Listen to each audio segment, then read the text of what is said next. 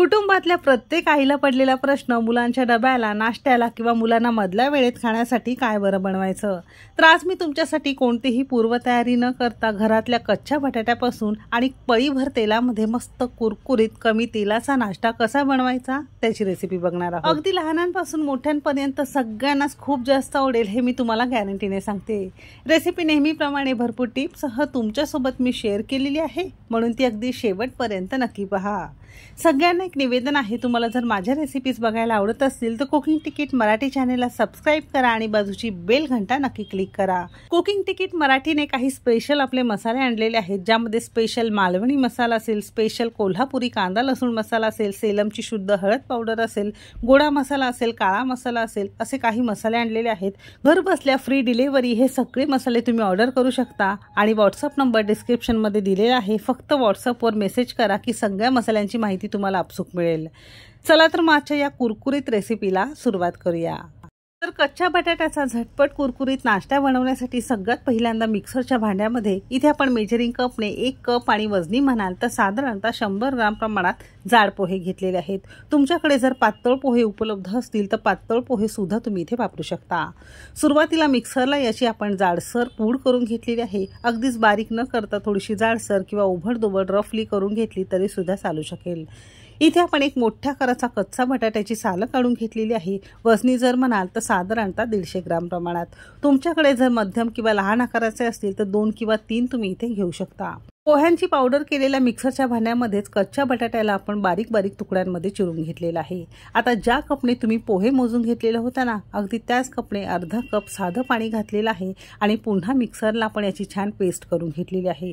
तर बघू शकता अशी ही छान आपण पेस्ट करून घेतलेली आहे आणि शक्यतो ही पेस्ट करत असताना मोठंच भांडं घ्यायचं, म्हणजे त्यामध्ये व्यवस्थित तुम्हाला हे करता येणार आहे।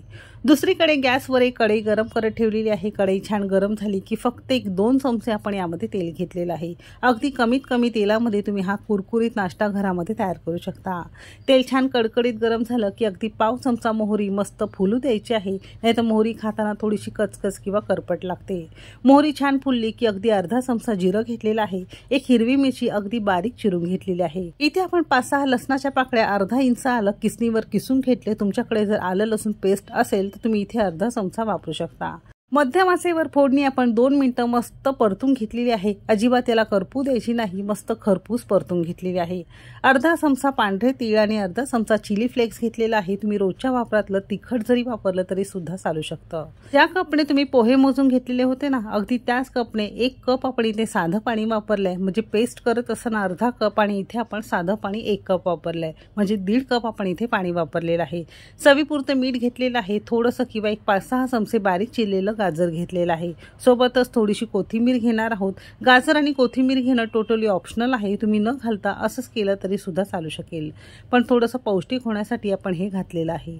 मोठ्या आचेवर छान पाण्याला उकळी आणलेली आहे आणि तयार मिक्सरला केलेली पेस्ट आपण संपूर्ण यामध्ये घातलेली आहे। आता गॅस आपल्याला मोठा करायचा आणि मोठ्या आचेवर अजिबात वेळ न घालवता पटापट आपल्याला असं छान एकजीव करून घ्यायचं, नाही तर याच्या पटकन गुठळ्या व्हायला सुरुवात होतं। तर साधारणतः मिनिटभरातच असा छान याचा गोळा व्हायला सुरुवात झालेला आहे। अजिबात तुम्हाला इथे कुठे गुठळ्या वगैरे झालेल्या दिसत नसतील।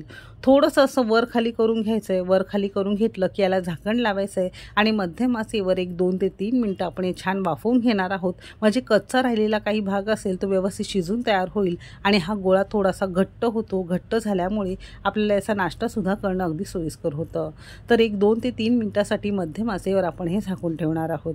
साधारणतः 2 ते 3 मिनिटं झालेली आहेत। मध्यम आचेवर आपण याला झाकून ठेवलेलं होतं। आता झाकण उघडून बघणार आहोत। बघू शकता पूर्वीपेक्षा थोडा पिठाचा गोळा घट्ट झाल्यासारखा दिसत असेल आणि या स्टेजला आपण गॅस बंद केलेला आहे।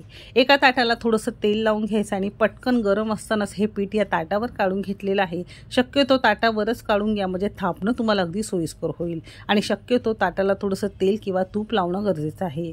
गरम असतानाच एखाद्या घरातल्या पेल्या वाटीने किंवा उलथानाने तुम्हाला हे असं छान थापून घ्यायचं आहे। थापत असताना खूप जाड नको किंवा खूप जास्त पातळ नको, मध्यम आपल्याला हे छान थापून घ्यायचं आहे। गरम असताना जर केलं की हे पटकन छान थापलं जातं, थोडंसं थंड झालं की याचा लगेचच घट्टसर गोळा व्हायला सुरुवात होतं। तर असं हे सेमी पातळ आपण छान थापून घेतलेलं आहे। आता पटकन याचे कट करायचे नाही, याला थोडा वेळ पंख्याखाली 5-6 मिनिटांसाठी थोडंसं थंड करून घेणार आहोत। थंड झालं की आपसूक मस्त थोडंसं सेट होतं।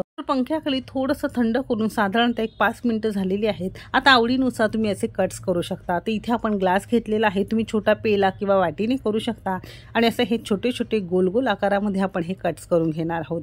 म्हणजे मुलांना अशा छान आकारामध्ये तुम्ही जर दिले तर मुलं आवडीने खातील आणि हे सगळे पौष्टिक गोष्टी त्यांच्या आपसूक पोटात जातील. तर असं हे आपण मस्त गोल आकाराचे असा हा नाश्त्याचा प्रकार वाफवून आणि छान कट करून घेतलेला आहे. यामध्ये वेगवेगळ्या भाज्यासुद्धा घालून तुम्हाला हे करता येईल. तर उरलेल्या पिठाचे सुद्धा अगदी सारख्याच पद्धतीने आपण सगळे असे हे गोल कट्स करून घेतलेले आहे. हे आपण मस्त थोड्याशा तेलावर शॅलो फ्राय करून घेणार आहोत. तुम्ही तेलाचे पदार्थ खात नसाल तर असंच जरी खाल्लं तरी सुद्धा मस्त लागतं, अगदी उपम्यासारखं लागतं. आपण याला थोडंसं कुरकुरीतपणा देण्यासाठी थोड्याशा तेलावर छान शॅलो फ्राय करून घेणार आहोत. तर सेम कढई पुन्हा गरम करून घेतलेली आहे. अजिबात जास्त भांडी खराब करत बसायची नाही. कढई थोडीशी गरम झाली की यामध्ये फक्त अर्धी पळी आपण तेल घेतलेलं आहे. खूप जास्त तेल घेण्याची गरज लागत नाही. तेल फक्त छान कडकडीत गरम करून घ्यायचं आहे, थोडंसं पसरून घ्यायचं आहे आणि यावर हा नाश्त्याचा प्रकार आपण थोडा थोडा करून घालणार आहोत. कढई जितकी तुमची लहान मोठी असेल त्यानुसार तुम्हाला हा नाश्ता यामध्ये मस्त कुरकुरीत तळून घ्यायचा आहे. मध्यम आचेवर साधारणतः 2-2.5 मिनिटांनंतर बाजू उलटून घेणार आहोत आणि दुसऱ्या बाजूने सुद्धा मध्यम आचेवर 2 मिनिटं म्हणजे साधारणतः 3-4 मिनिटं दोन्ही बाजूने आपण हे छान शॅलो फ्राय करून घेतलेलं आहे. रंग बघू शकता किती सुंदर आलेला आहे आणि आतून चांगलं शिजल्यामुळे फक्त आपण याला वरून मस्त शॅलो फ्राय करतो आहोत म्हणजे आणखीन हा छान कुरकुरीत नाश्ता खाण्यासाठी तयार मिळेल. तर अगदी सेम पद्धतीने उरलेले सगळे आपण हे असे छान शॅलो फ्राय करून घेतलेले आहेत. असे हे शॅलो फ्राय केलं की आवडीनुसार थोडंसं तीळ भुरभुरा, चिली फ्लेक्स भुरभुरा म्हणजे दिसायला सुंदर दिसतं. कोणताही पदार्थ साधातला साधा जरी पदार्थ असेल त्याला व्यवस्थित जर तुम्ही सजवून मुलांना द्याल तर मुलांना ते जास्त अट्रॅक्ट करतात आणि मुलं ते आवडीने खातील. मला बरं नसल्यामुळे आवाज थोडासा तुम्हाला वेगळा येऊ शकतो, त्यासाठी कृपया माफी असावी. तर असा हा आपला कुरकुरीत नाश्त्याचा प्रकार खाण्यासाठी तयार झालेला आहे.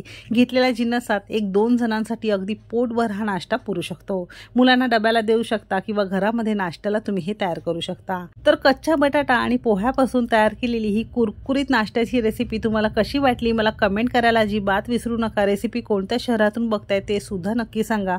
जर रेसिपी आवडली असेल तर एक लाईक नक्की करा. माझ्या रेसिपीज बघायला तुम्हाला कशा वाटतायत ते सुद्धा नक्की सांगा. चला तर मग भेटू एक मस्त आणि जबरदस्त रेसिपी सोबत. तोपर्यंत मस्त खा आणि स्वस्त रहा.